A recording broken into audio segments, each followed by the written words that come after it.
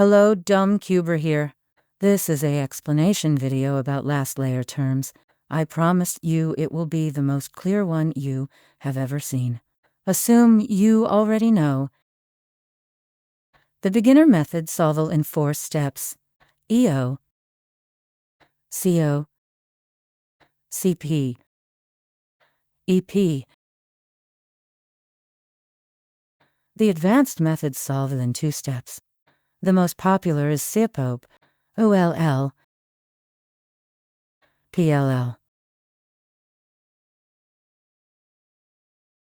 And it has another way of combination: EO, COLL, EP. Normally AO would be pre-oriented during F2L. What is ZBLL?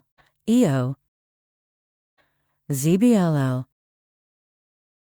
What is OLLCP?